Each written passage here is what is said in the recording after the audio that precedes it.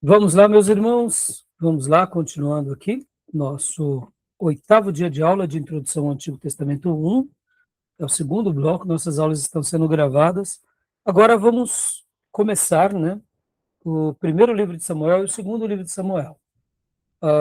Daqui em diante eu vou seguir essa ordem: Samuel, Reis e Crônicas, e aí depois nós vamos para os outros livros históricos, tá bom? Mas antes disso, eu quero mostrar aqui para vocês esse material aqui. Eu tenho aqui o livro Panorama do Antigo Testamento e separei algumas páginas aqui só para mostrar para vocês, porque, como eu já disse, irmãos, cada autor, ele traça, né, ele faz uma obra e alguns autores, eles destacam um ponto, outros, alguns resgatam algumas informações arqueológicas, outras históricas. Então, agora eu quero compartilhar aqui com vocês, olha só, separei aqui o material do professor, ou melhor, do Rio e do Alto, né, da editora Vida. Olha só, olha que interessante. Aqui a gente está fazendo esse capítulo, né, ele trata, desde a página 163, vou até voltar rapidamente aqui com vocês, olha só que interessante. Desde a página 163, ele trata um resumo da história do período do Antigo Testamento. Então, o que acontece? Ele vem com a cronologia. Dentro da cronologia, ele vem trazendo, né, todas as datas, ó, da Mesopotâmia ao período patriarcal, 2900 ao ano 2000. E vem com vários textos, né, falando, explicando um pouco, dando uma síntese dessa época. Depois, ó, o período patriarcal, 2000 a 1600 a.C., aqui quando já começa na história de Abraão. E aí, olha só que interessante, ele traça do Egito ao Êxodo, tá vendo? E aí vem aqui, inclusive, alguns mapas, olha, ele traz esses mapas, é bem interessante, porque percebam, ó, Império Egípcio, 2000 a 1200, ou seja, ele trata como que era o Império Egípcio nesse período, dando só uma visão panorâmica, como que foi o Império Assírio do ano 1076 até 612. E aí, por último, né, ó, Império Babilônico, ou Neobabilônico, 612 a 539, o Império Persa, 639 a 332 a.C. Tudo bem até aí. Então, ele fez um apanhado na história. Mas o que eu queria destacar aqui com vocês? É isso daqui. Idade do Bronze Tardio. Vocês já ouviram falar nessa terminologia? Né? Fiz questão de usar aqui esse material para mostrar que, tanto na história quanto na arqueologia, quando estão falando sobre um período da história antiga, usa-se muito esses termos, tá? Bronze tardio. É claro que não é uma classificação precisa, tá? Porque vocês verão que algumas pessoas usam um tipo de nomenclatura, mas é como se fosse um período e já se tornou praticamente um consenso, tá, irmãos? Bronze tardio seria esse período, tá? 1500 a 1200 antes de Cristo. Então, por exemplo, quando falamos assim, Israel no período do Bronze tardio. Que época que é essa? 1500 a 1200. O que acontece em Israel nesse período?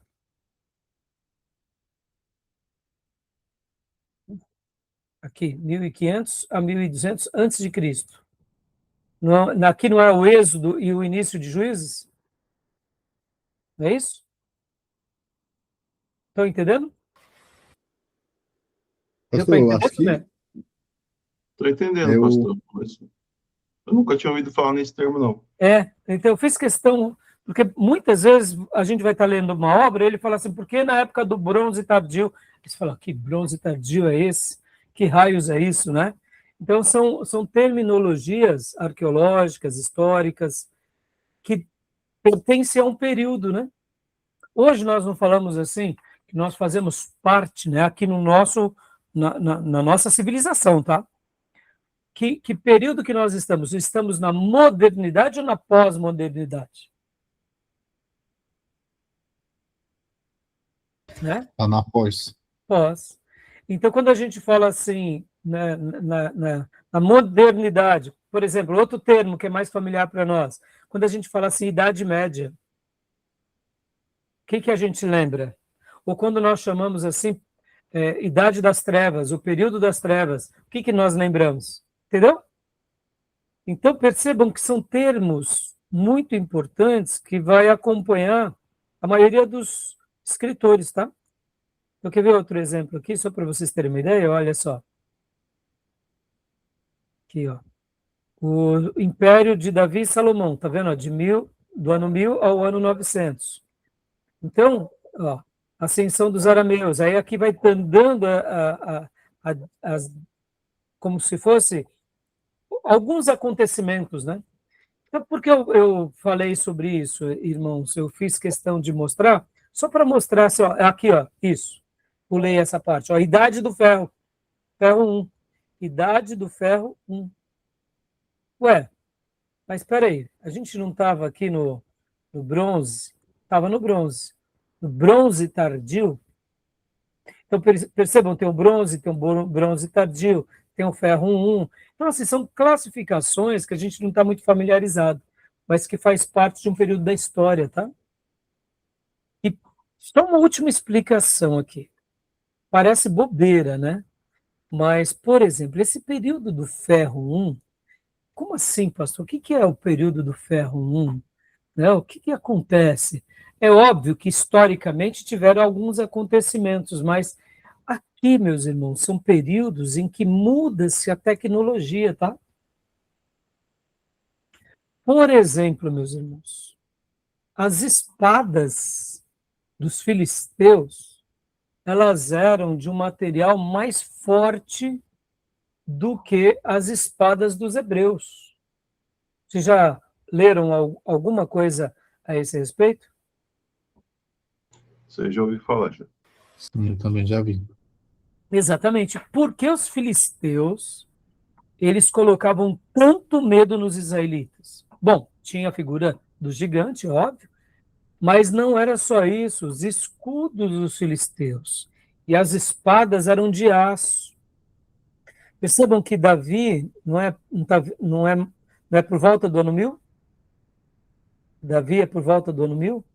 Então, olha só que interessante. Quando Saul luta com os filisteus, somente Saul e Jonathan que tinham espada dos filisteus, que nas batalhas eles acabaram pegando uma dessas espadas. A própria espada de Golias, que Davi vence a batalha contra Golias, além de ser ali, né, um despojo de guerra, mas ali era também uma tecnologia. Porque uma espada de aço contra uma de ferro, não tinha o que fazer. Um soldado com uma espada de aço destruía muitos israelitas e muitas espadas. Então, percebam, quando Israel, com Davi, descobrem também a tecnologia do aço, eles passaram na frente. Ou seja, esse período do bronze tardio, do ferro 1, são períodos de tecnologia da usinagem. Isso mudava tudo? Mudava tudo, meus irmãos. Vamos lá, vamos para uma história mais recente. A invenção da pólvora com os chineses. A invenção depois da arma de fogo. Mudou as guerras ou não?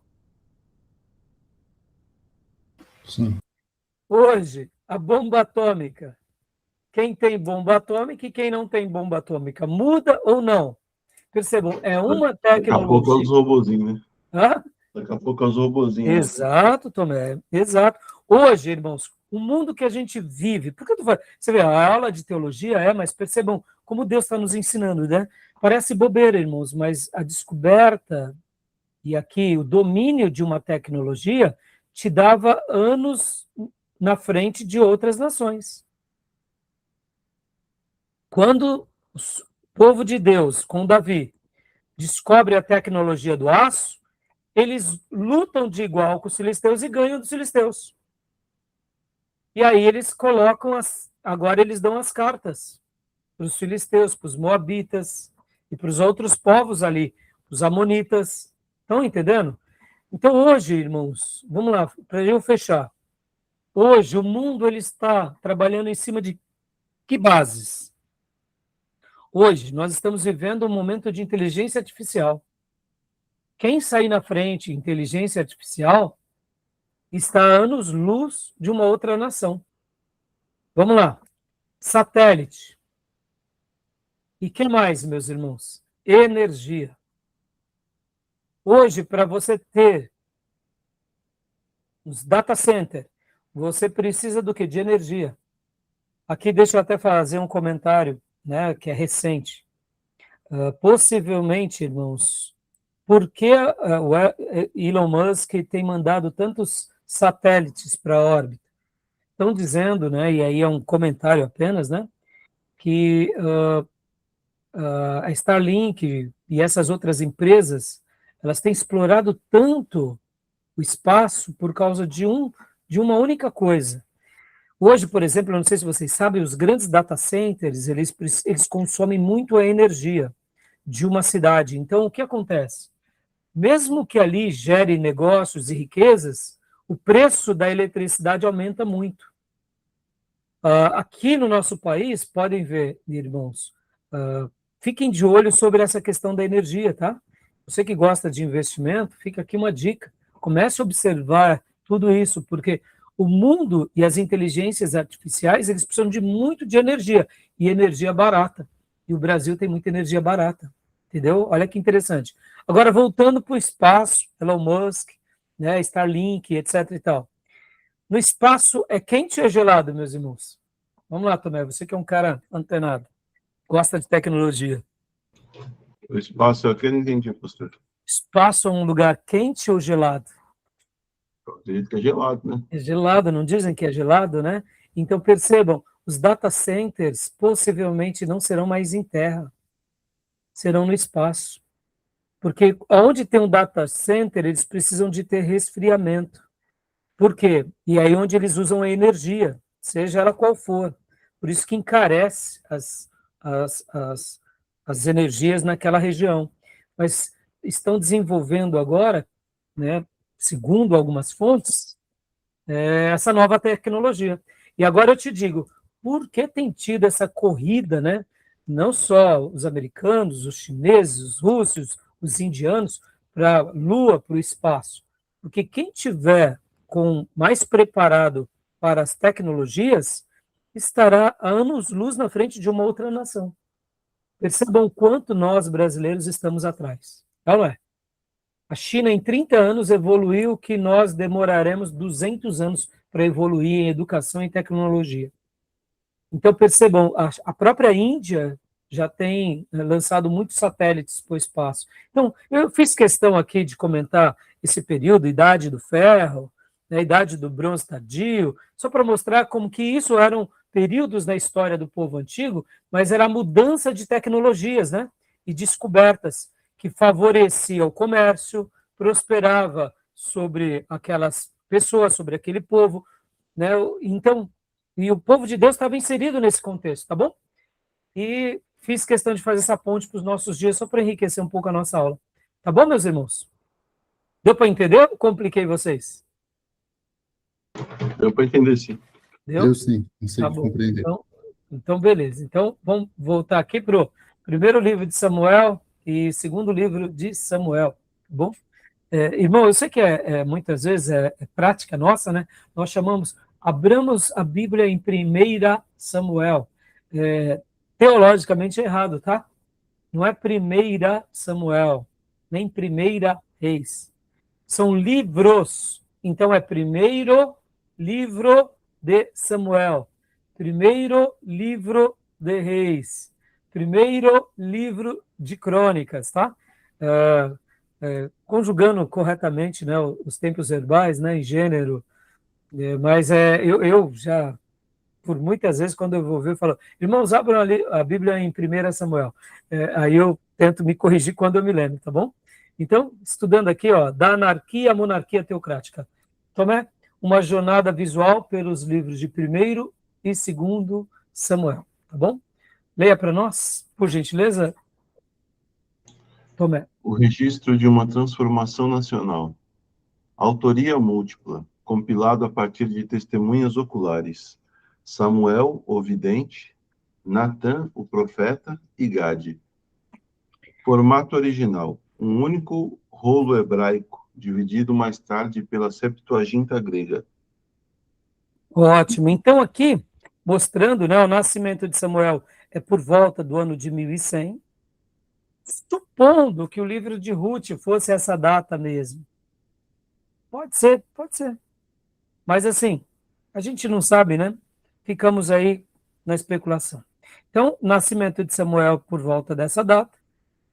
Por volta de 1050 a.C., Saul é ungido o primeiro rei de Israel. É o início da monarquia.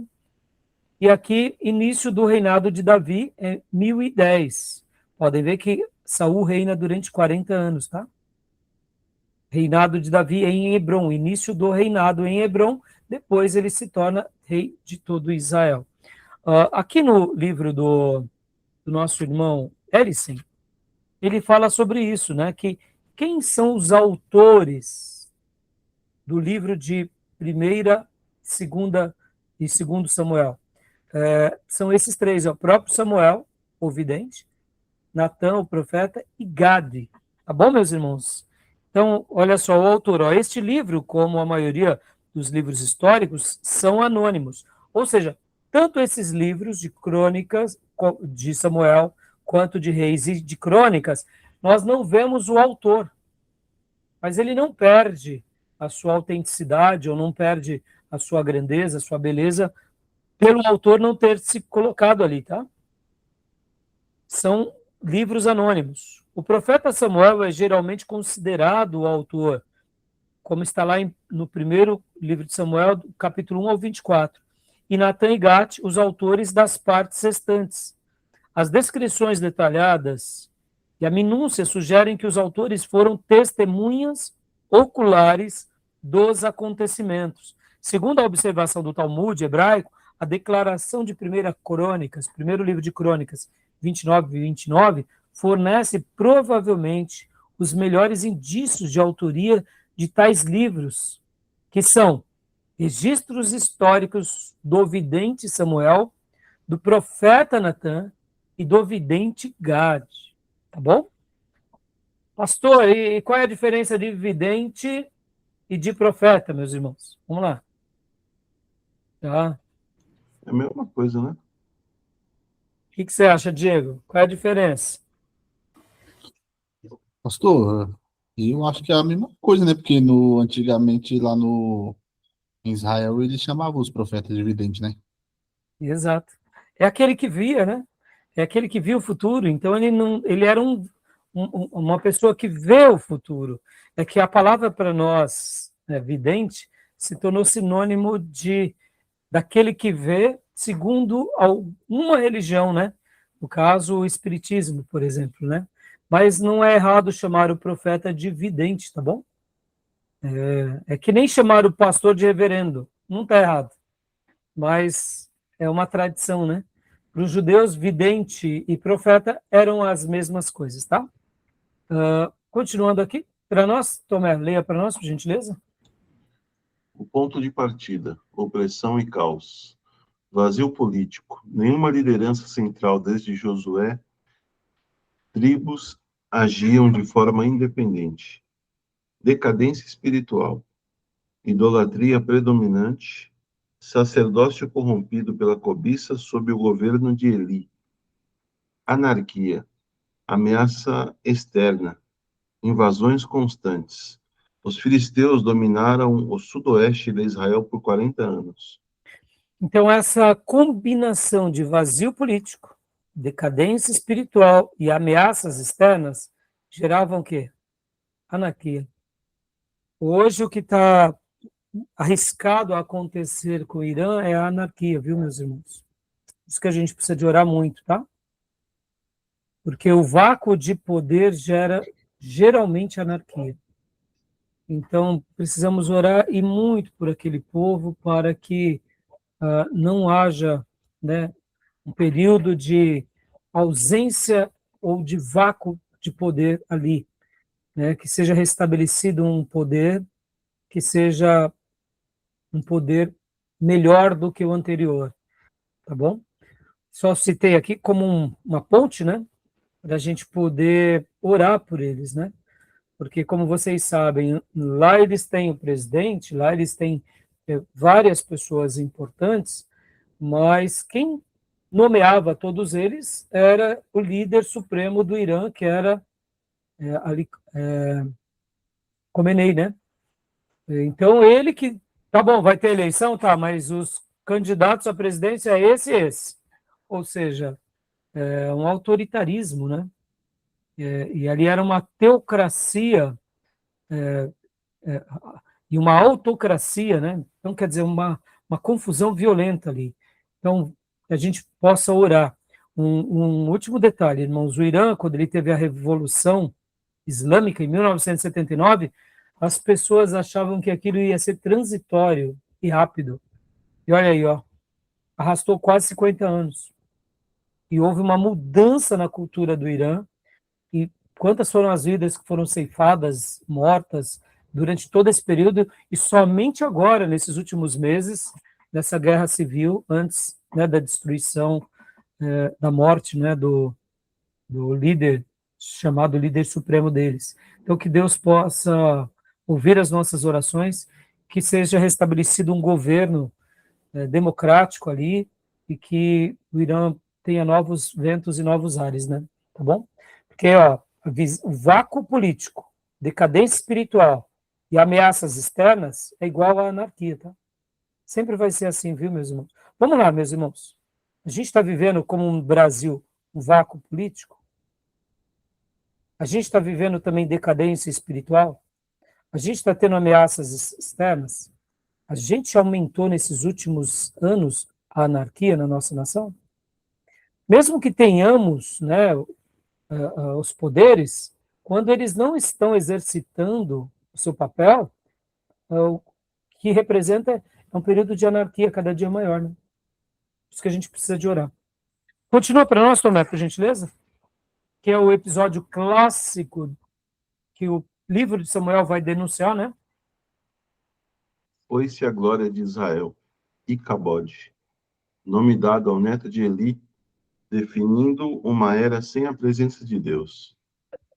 Tabernáculo permanece em Siló, Nobe, derrota em Afec, 1075 a.C., arca capturada no campo de batalha, exílio na Filístia, a estátua de Dagon cai perante a arca, 75 anos de separação. Kiriat Jearim, separado do tabernáculo por 75 anos. Ou seja, a arca fica longe do tabernáculo durante todo esse período, meus irmãos. Assim como eu mencionei na última aula, que eu preguei uma série de mensagens sobre Josué, eu também tenho uma série de mensagens sobre a arca, né, no meu canal do Spotify, que também está no meu canal do YouTube e está lá na nossa página da igreja. Depois eu aconselho vocês verem, né? Modéstia à parte, eu achei assim que foi muito, muito edificante essa série de mensagens, porque, irmãos, percebam, quem era que estava liderando Israel nesse período aqui? Não era Samuel? Como profeta? Por que Samuel não resolveu esse problema? O que vocês acham? Vou fazer uma pergunta aqui.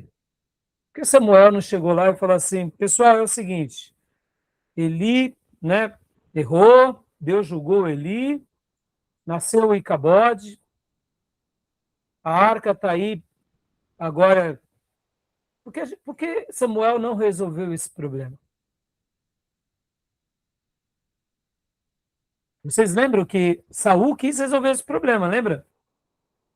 Saul quis mexer na arca. Ele conseguiu? Não. E por que Samuel não foi mexer nesse objeto sagrado?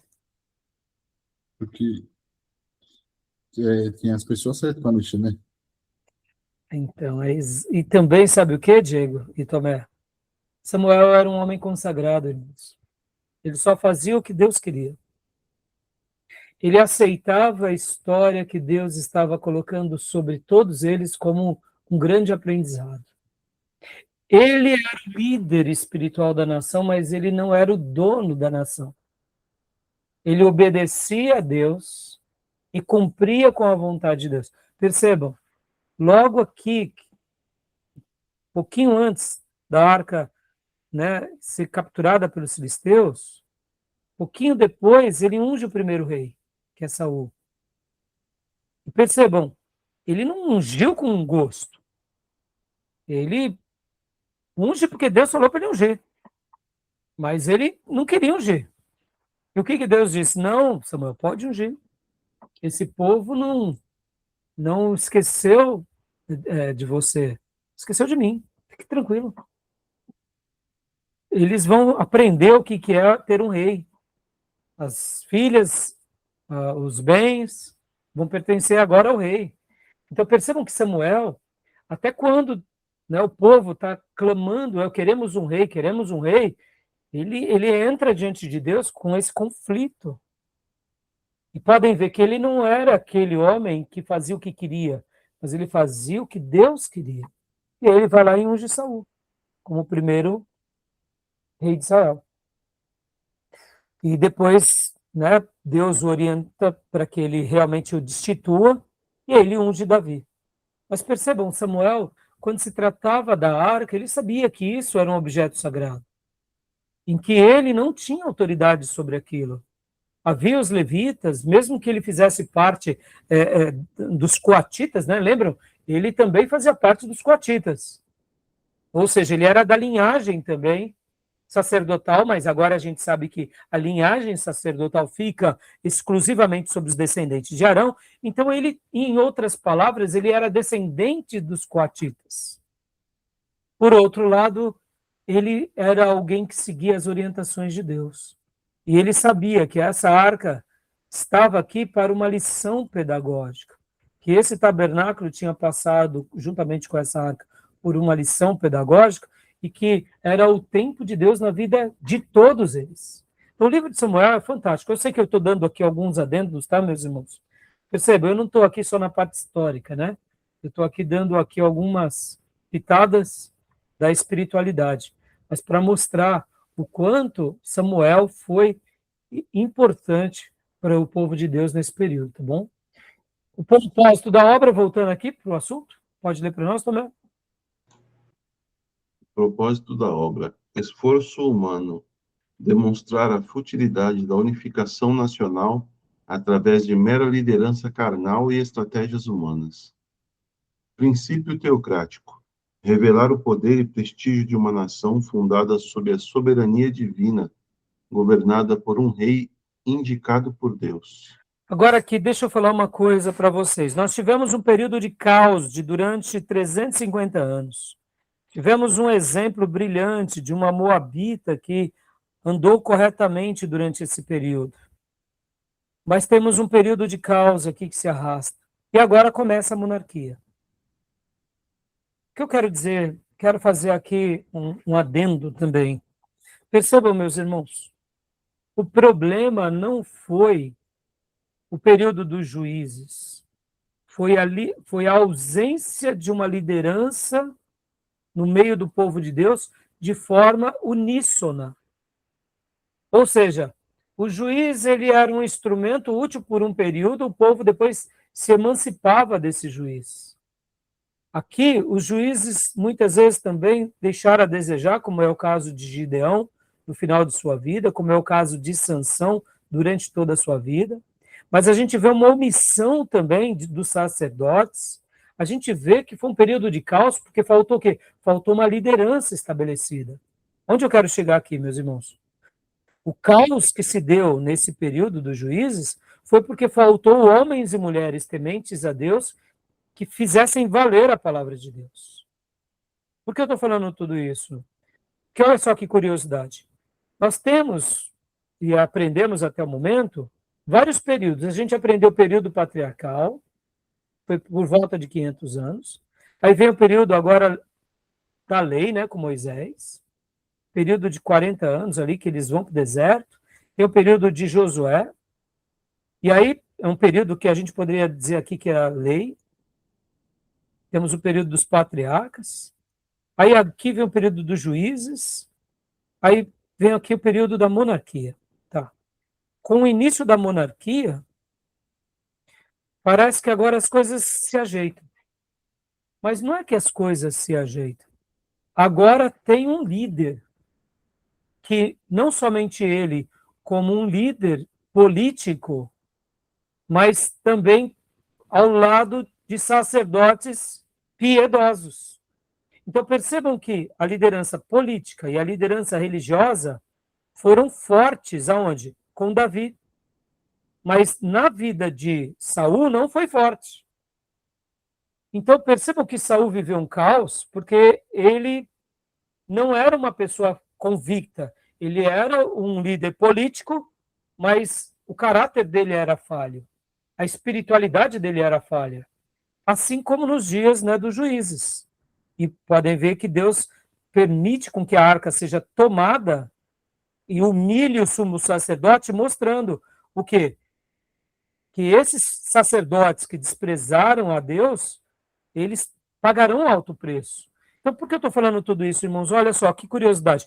Tanto da época patriarcal, temos a época dos legisladores, que é da lei, temos a época dos juízes, temos a época agora da monarquia, e depois a gente vem com uma outra época, que é a época da escola dos profetas. Percebam? São vários períodos. Notem que o grande problema não é o período em si. E eu escrevi assim, ó, os títulos foram importantes nos seus dias, ou seja, patriarcado, juízes, reinado, escola de profetas. E no Novo Testamento, os apóstolos. Os títulos foram importantes nos seus dias. Mas mais do que títulos, mais do que os títulos, eram cada líder nesses períodos serem cheios do Espírito Santo. Porque quem era cheio do Espírito Santo tinha consigo o temor a Deus, a obediência às leis de Deus e se tornava um adorador. Percebam que aqui entre os patriarcas, Abraão dá um grande exemplo, Isaac dá um grande exemplo, mas Jacó dá um péssimo exemplo. Os filhos de Jacó também são um péssimo exemplo. Nos dias dos juízes, temos aqui algumas pessoas, temos uma Noemi, que dá um grande exemplo, mas temos 300 anos de história horrorosa. No período dos reis, a mesma coisa. Temos alguns reis piedosos e muitos reis ímpios. E entre as escolas dos profetas, a mesma coisa. Temos profetas cheios do Espírito Santo, mas tem falsos profetas.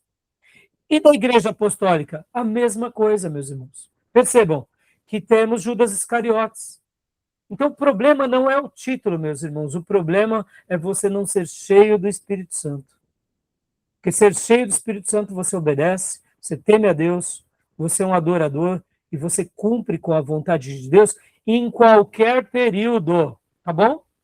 Lembrem que, como eu mencionei, tanto Esaú era um desviado, Jacó era um desviado, os 10 filhos de Jacó eram desviados, Ofni e Finéias, os filhos de Eli, Nabade e Abiú, os filhos de Arão.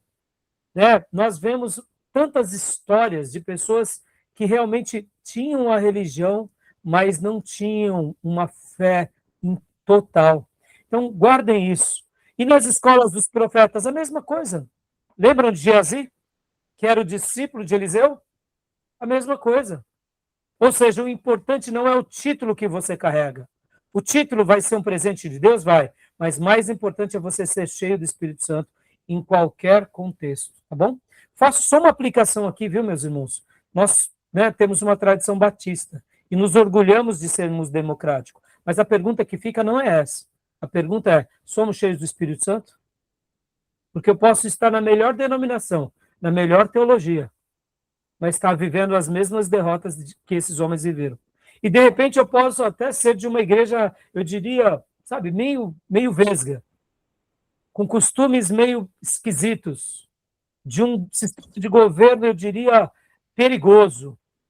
Mas se, de repente, ali tem líderes cheios de Espírito Santo, eles vão escrever uma história para Deus muito mais linda do que aqueles que dizem serem donos da boa teologia. Tá bom? Fica aqui essa fala, porque eu acho que isso daqui é muito relevante, tá? Porque podem ver que muitas vezes tudo aquilo que a gente faz para a religião é um esforço humano. O mais importante é termos o governo teocrático de Deus sobre a nossa vida, tá bom? Fiz esses adendo aqui porque, né, eu acho que é importante eu mencionar para vocês, tá bom? E aqui, leia para nós, Tomé, por gentileza. A resposta nasce em oração. A oração de Ana, mãe de Samuel, estabelece a tese central do livro. Deus exalta os humildes e confunde os poderosos. Senhor dos Exércitos, um título inédito usado cerca de 300 vezes no Antigo Testamento, a partir daqui, denota poder supremo e soberania militar divina. Ou seja, só um minuto, Tomé. Aqui a oração, como lemos no primeiro bloco, né, a oração de Ana, aqui a história se repete, e esse título sendo resgatado pela vida de todos esses servos de Deus piedosos. Ou seja, eles são soldados de Deus, né? E o seu ungido, por gentileza, Tomé. Seu ungido, a origem do conceito de Messias ou Cristo, representa a liderança capacitada pelo poder do Espírito. Joia. Aqui, Samuel, a ponte entre duas eras, pode ler para nós, Tomé, por gentileza. A era dos juízes, o último grande juiz de Israel, Samuel liderou o reavivamento nacional em Mispa, 1055 a.C., unificando um povo divino, estabeleceu o papel profético de ungir e validar os reis escolhidos por Deus, a monarquia. Então, aqui é uma era brilhante, né? Ele foi o grande elo entre essa transição, né? Então, a gente nota o quanto ele foi significativo. Lembrando, né, irmãos, ele foi assim, mas os seus filhos não foram assim, né? Tá bom? Só fiz essa questão de citar mesmo, para a gente poder nunca se esquecer, né? Porque tem coisas que estão além da gente, tá, meus irmãos? Não depende de nós, tá bom? Tem vezes que a gente fica surpreso, né? Ele foi essa pessoa, seus filhos não foram, tá? E ele não perdeu nada, o seu valor, né? Por isso, tá? Continua aqui para nós, por gentileza, Tomé. Saul, o rei segundo a aparência, escolhido pela estatura física impressionante, mas marcado por uma fraqueza espiritual crônica. Usurpou a função sacerdotal por impaciência. Dá uma pausa aqui, Tomé. Essa questão, né, da fraqueza espiritual. Percebam, irmãos, quando ele é eleito, ele profetiza com os profetas, tá? Ou seja, dá uma ideia clara, e aqui, mais uma vez, onde aquelas discussões sobre arminianismo e predestinação e calvinismo, que elas pegam fogo, tá? Porque Saul é o grande exemplo daquele pelo qual a Bíblia vai falar que ele profetiza com os profetas, que ele teve, durante os seus 40 anos de reinado, os 20 primeiros anos dele foram significativos.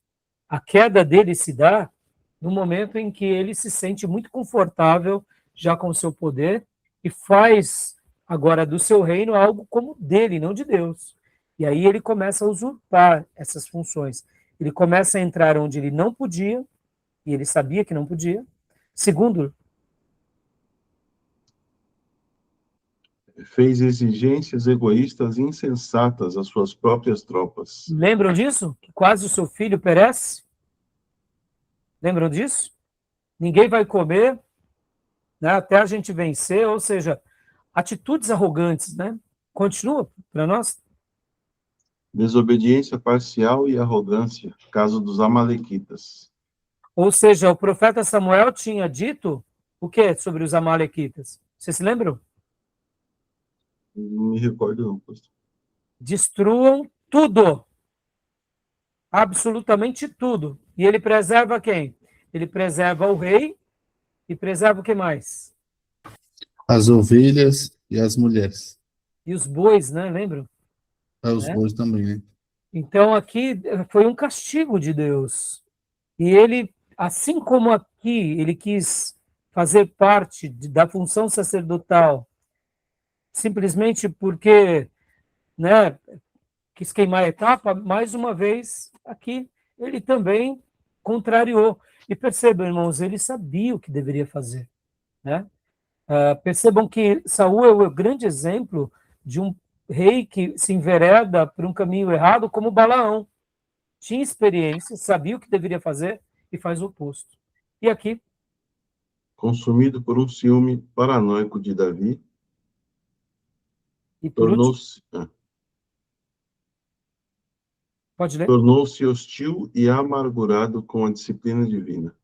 Ou seja, eu te pergunto, irmãos, Saul era para ter terminado como terminou? Irmãos, assim, eu não tenho dúvida disso. Pastor, o senhor está entrando na predestinação. Não, não estou entrando, não. O profeta foi muito claro. Aqui ele era para se arrepender, irmãos. Aqui era para ele falar: tá bom, Senhor. Tudo bem. O senhor tirou de mim o reino, mas não me lance fora da tua presença. Estou entregando para Davi. Percebam, meus irmãos, tem um livro que eu não sei se vocês já leram. Vocês já leram o Perfil de Três Reis, irmãos? Não? Então fica aqui como uma lição de casa para vocês. Comprem esse livro e leiam, porque ele é maravilhoso. É um livro maravilhoso. É um livro de poucas páginas que você lê em um dia, 2 dias.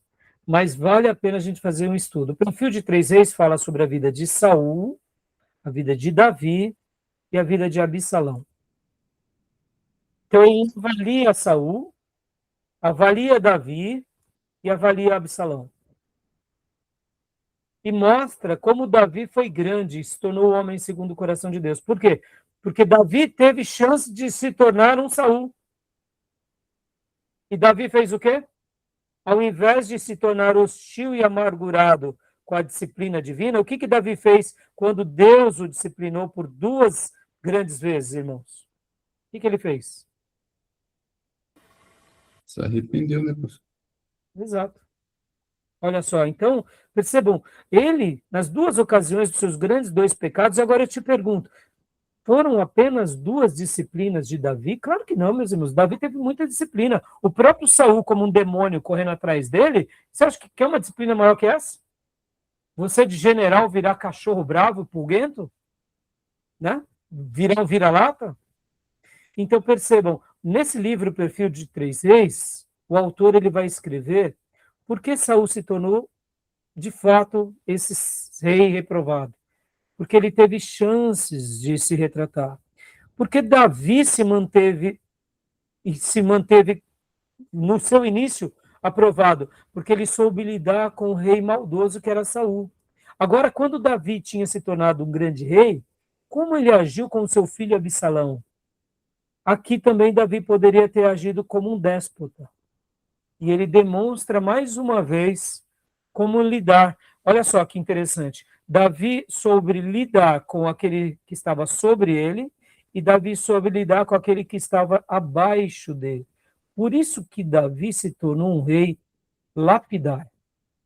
E aí o Perfil de Três Reis vai fazer essas lições de casa, tá bom? Tudo bem? Então, Davi e Golias, né? A fé contagiosa, que é um pouco da vida. E agora o livro de 1 Samuel vai destacar demais essa biografia, né, do grande servo de Deus Davi. E eu confesso, meus irmãos, Davi, assim, a vida de Davi é como Paulo, né? Admirável. É admirável.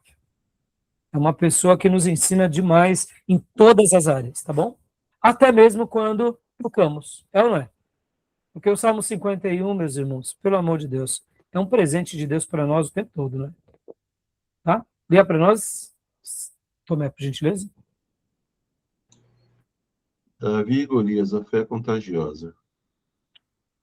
Descrença militar. O verdadeiro problema não era o tamanho do gigante, mas o medo paralisante no acampamento de Israel.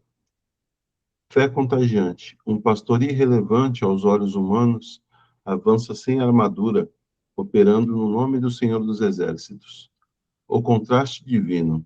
A fé solitária de Davi inflamou a coragem de toda uma nação apavorada. Glória a Deus, né? Ou seja, olha que coisa linda, meus irmãos. Então, aqui, esse é um exemplo do quanto a gente pode estar aprendendo, né? Com pessoas como foi Davi, porque realmente o exemplo dele é um exemplo maravilhoso para todos nós o tempo todo, né? Então, algum comentário, alguma dúvida, alguma pergunta? Né? O extraordinário perfil de Davi. Pode ler para nós, por gentileza? Profundo amor por Deus e dedicação contínua à sua adoração, confiança inabalável em suas convicções contra o negativismo, governou como servo zeloso do povo, não como senhor, esperou no tempo do Senhor e recusou firmemente a vingança pessoal, delegava responsabilidades e dava o crédito adequado à sua equipe, reagia positivamente ao castigo divino, gerando brandura em vez de amargura. E assim como eu falei, meus irmãos, que eu tenho uma mensagem sobre a arca, né? Eu falo da arca, eu falo, né, de Obed-edom, eu falo sobre esse translado. A minha primeira mensagem, inclusive, é quando Deus para a nossa festa. Lembra com Pérez usa? Com Pérez, né, que Deus faz rotura em usa. Então, ali eu mostro quantas são as vezes que a gente está fazendo obras para Deus e Deus nos para, né? Porque a gente não está nos termos sagrados. Quando eu falo sobre a arca, eu falo também sobre quem deveria carregar a arca, carroções ou ombros. Porque perceba, Davi faz um grande carroção, né, para carregar a arca, mas com Pérez usa, a rotura em usa, ali a festa é parada. Por quê? A arca não é para ser colocada em carroções. Carroções é projeto de Filisteu. A arca é para ser carregada nos ombros de coatitas, e assim sacerdotes, homens separados. Davi aprende a lição. E aí, falando um pouco sobre o perfil de Davi, eu também tenho uma série de mensagens que também está no meu canal, no meu grupo, no meu Spotify, nas minhas redes, que eu falo sobre Davi e Absalão. Né? É muito legal, gosto muito desse assunto, porque Davi, sobre toda essa insurreição que Absalão causa sobre ele, como ele lidou, como ele agiu. Mesmo ele já sendo ancião, ele não perde a liderança, ele não perde a fé, ele busca ajuda com pessoas, né? Por exemplo, Barzilai, né? Ele vai buscar ajuda e ele recebe a ajuda de Deus. Então, eu recomendo também que vocês, né, quem tiver tempo, veja esse material, porque vale a pena. Eu me senti muito agraciado por Deus de ter pregado e como eu disse na última aula, tudo isso um dia eu quero que vire livro, sabe, irmãos? Porque foram presentes de Deus para nós. Davi, ele tinha isso, irmãos, ele realmente aprendeu a amar a Deus, né, pelo que Deus é, ele confiava em Deus. O reino dele não era dele por ele. Pode ver, quando ele tentou se apropriar de alguém, ele viu que não valia a pena. Ele esperou por Deus. Ele aprendeu isso com Saul, com seu amigo Jonathan. Ele aprendeu isso também quando ele pecou. E depois ele aprendeu isso lá no recenseamento. Ele sabia que, por mais que ele desejasse fazer grandes coisas para Deus, assim como Samuel sabia esperar em Deus, Davi também sabia.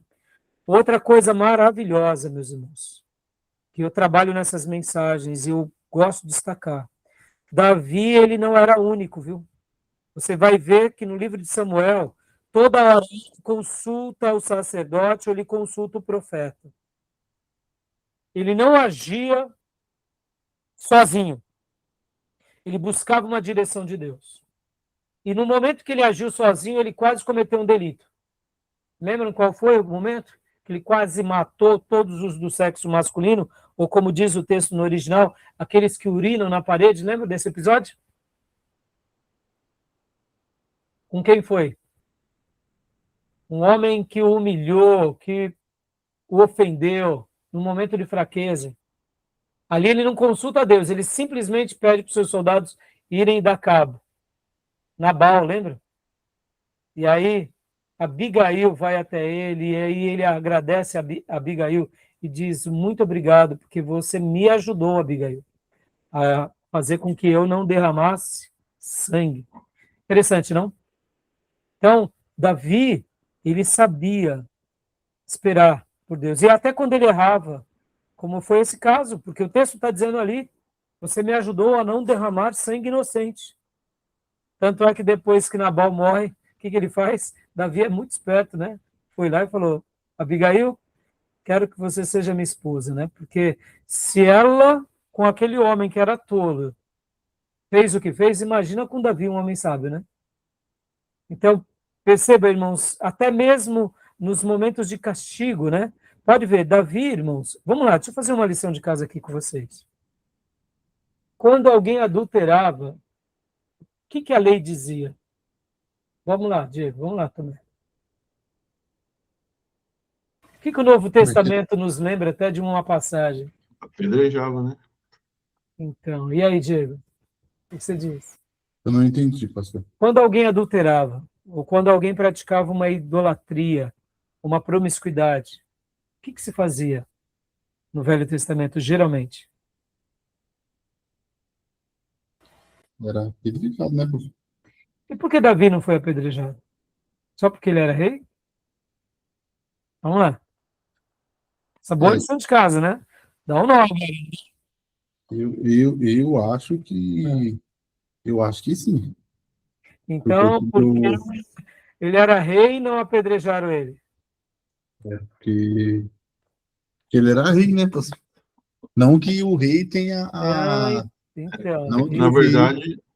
desculpa, pode falar, Diego. não, pode falar, Porque não que o rei tenha. Porque todo mundo é ser humano diante de Deus. Todo mundo. O salário do pecado é a morte.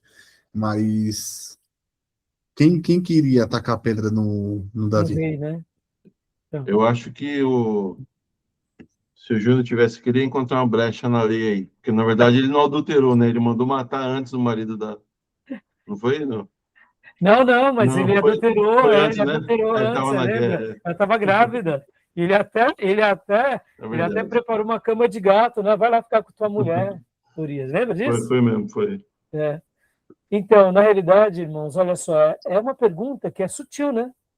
Essa.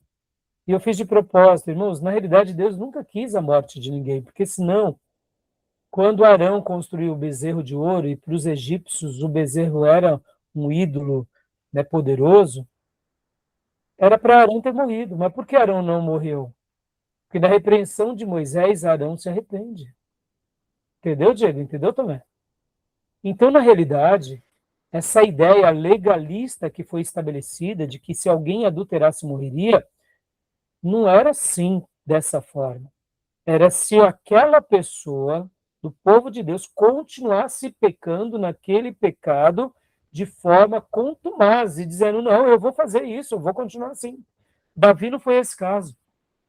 O profeta Natan foi a última voz antes do extermínio de Davi. Mas o que Davi faz diante de Natan? Pequei contra Deus.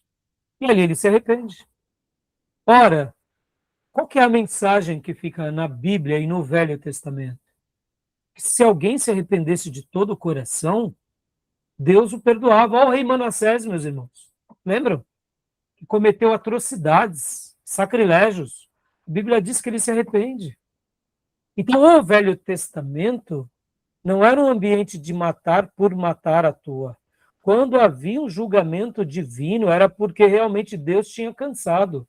Mas antes de Deus exercitar aquele julgamento, Deus dava chance. Olha Salomão, olha os outros reis. Então, percebam, eu estou falando tudo isso porque eu não tenho dúvida que se realmente, por exemplo, né, Davi não tivesse arrependido, o final dele seria outro, como foi o de Saul. Saul acabou daquela forma porque faltou a ele o quê? O básico, que é o mesmo que eu e você precisamos, que é arrependimento. Percebam, todo mundo tem que passar pela porta. A porta é espetada e estreito é o caminho que leva à salvação. Ou a gente está nessa porta, que passamos pela porta e mantemos no caminho, ou não.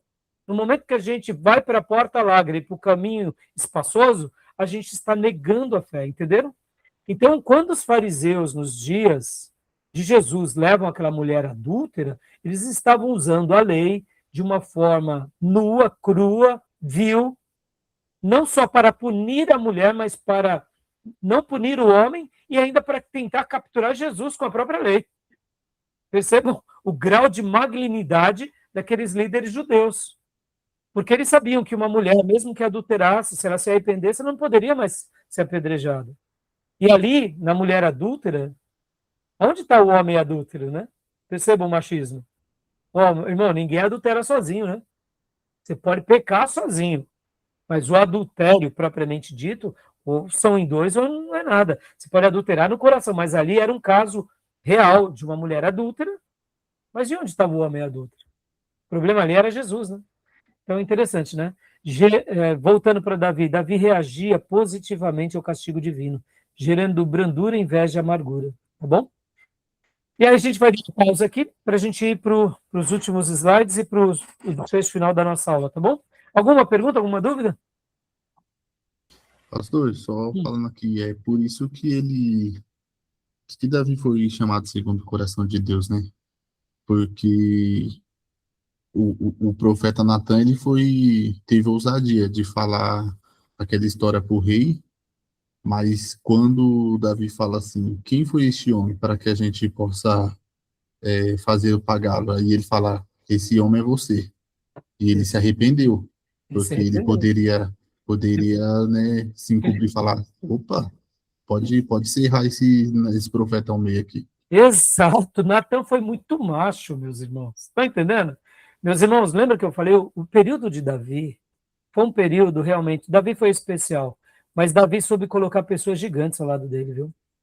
Guardem isso, meus irmãos, nós seremos a média daqueles que estão conosco. Davi chamava só gente boa para estar do lado dele.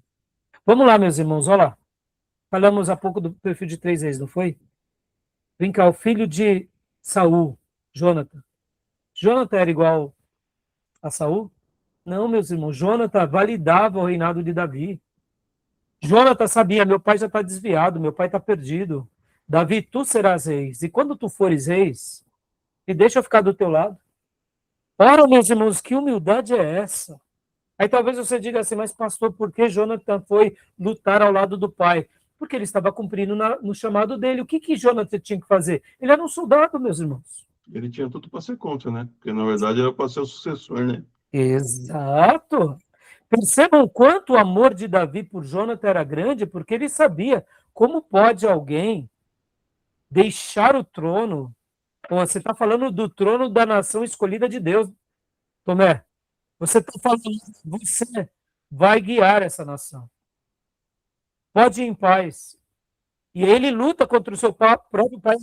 O que Jonathan nos ensina, meus irmãos? Jonathan nos ensina o que é ser cheio do Espírito Santo. Agora, Jonathan era sacerdote? Não.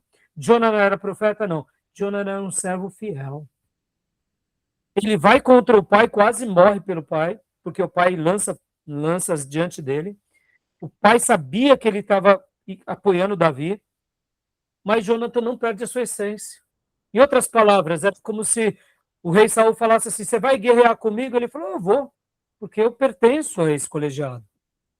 Mas era como se Jonathan dissesse a Saul, a minha alma me pertence, meu pai. O senhor é o meu rei, eu te amo, mas a minha alma me pertence. Parafraseando aqui, né, o filme A Cruzada, em que o ferreiro diz ao rei leproso, né? O rei leproso faz um pedido pro protagonista do filme A Cruzada, e ele diz, olha, eu te amo, rei, mas a minha alma e o meu coração me pertence. Aliás, o meu coração é teu, eu te amo, mas minha alma me pertence. Eu não vou agir, rei, como você quer, eu vou agir do jeito que eu enxergo. Então ele estava ali negando uma orientação do rei? Sim, estava, porque o rei estava errado. Então, Jonathan é essa pessoa. Magnífico, irmãos, magnífico. Por isso que Davi aprendeu a amá-lo e o amor deles excediu o amor de mulheres, porque havia essa valorização. E por isso que Davi depois vai cuidar dos descendentes de Jonathan. Perceba, irmãos, Davi foi extraordinário. Né? Realmente é algo Maravilhoso, né, Diego? Como você disse. E Natan foi muito macho. E os outros que estavam do lado de Davi foram muito machos. De chegar, né? E sabia que Natan podia ter morrido, né? Tá bom? Então, vou parar aqui, meus irmãos. Mais alguma pergunta? Mais alguma fala? Para a gente ir para o último bloco, né? Rapidinho, tá bom? Então, eu vou parar aqui.